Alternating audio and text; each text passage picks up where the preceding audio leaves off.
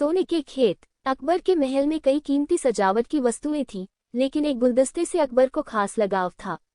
इस गुलदस्ते को अकबर हमेशा अपनी पलंग के पास रखवाते थे। एक दिन अचानक महाराज अकबर का कमरा साफ करते हुए उनके सेवक से वह गुलदस्ता टूट गया।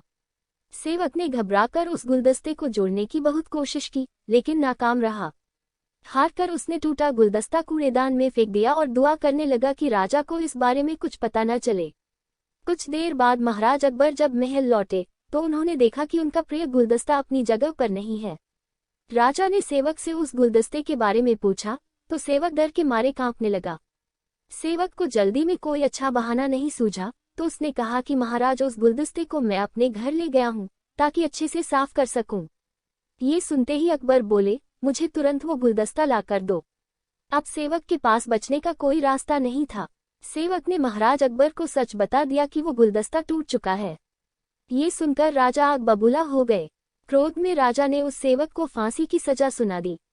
राजा ने कहा, झूठ में बर्दाश्त नहीं करता हूँ। जब गुलदस्ता टूट ही गया था तो झूठ बोलने की क्या जरूरत थी। अगले दिन इस घटना के बारे में जब सभा में जिक्र हुआ तो बीरबल ने इस बात का विरोध किया। बीरबल बोले कि झूठ हर व्यक्ति कभी न कभी बोलता ही है। किसी के झूठ बोलने से अगर कुछ बुरा या गलत नहीं होता तो झूठ बोलना गलत नहीं है। बीरबल के मुंह से ऐसे शब्द सुनकर अकबर उसी समय बीरबल पर भड़क गए। उन्होंने सभा में लोगों से पूछा कि कोई ऐसा है यहाँ जिसने झूठ बोला हो। सबने राजा को कहा कि नहीं, वो झूठ नहीं बोलते। ये बात सुनते ही राजा ने बीरबल को राज्य से निकाल दिया। राज दरबार से निकलने के बाद बीरबल ने ठान ली कि वो इस बात को साबित करके रहेंगे कि हर व्यक्ति अपने जीवन में कभी न कभी झूठ बोलता है। बीरबल के दिमाग में एक तरकीब आई, जिसके बाद बीरबल सीधे सुनार के पास गए।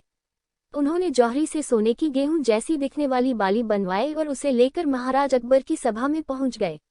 अकबर ने जैसे ही बीरबल को सभा में देखा तो पूछा कि अब तुम यहाँ क्यों आए हो।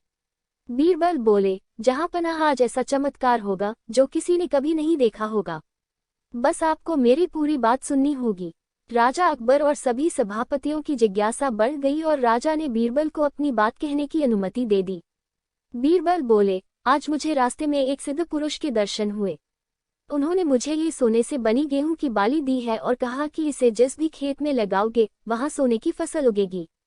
अब इसे लगाने के लिए मुझे आपके राज्य में थोड़ी सी जमीन चाहिए। राजा ने कहा, ये तो बहुत अच्छी बात है, चलो हम तुम्हें जमीन दिला देते हैं। अब बीरबल कहने लगे कि मैं चाहता हूं कि पूरा राज दरबार यह चमत्कार देखे। बीरबल की बात मानते हुए पूरा राज दरबार खेत की ओर चल पड़ा। खेत में पहुंचकर बीरबल ने कहा कि इस सोने से बनी गेहूं की बाली से फसल तभी उगेगी जब इसे ऐसा व्यक्ति लगाए जिसने जीवन में कभी झूठ न बोला हो। बीरबल की बात सुनकर सभी राजदरबारी खामोश हो गए और कोई भी गेहूं की बाली लगाने के लिए तैयार नहीं हुआ। राजा अकबर बोले कि क्या राजदरबार में कोई ऐसा व्यक्ति नहीं है जिसने अपने जीवन में कभी झूठ न बोला हो। सभी खामोश थे। बीरबल बोले, जहां पनाह अब आप ही इस बाली को खेत में रोप दीजिए।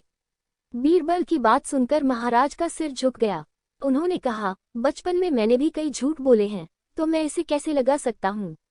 इतना कहते ही बादशाह अकबर को ये बात समझ आ गई कि बीरबल सही कह रहे थे कि इस दुनिया में कभी न कभी सभी झूठ बोलते हैं। इस बात का एहसास होते ही अकबर उस सेवक की फांसी की सजा को रोक देते हैं। कहानी से सीख, बिना सोचे समझे किसी को बड़ा दंड नहीं देना चाहिए। हर काम को सोच विचार कर ही किया जाना चाहिए। साथ ही एक छोटे से झूठ की वजह से किसी व्यक्ति का आंकलन भी नहीं किया जाना चाहिए, क्योंकि कुछ परिस्थितियां ऐसी होती है कि लोग झूठ बोल देते हैं।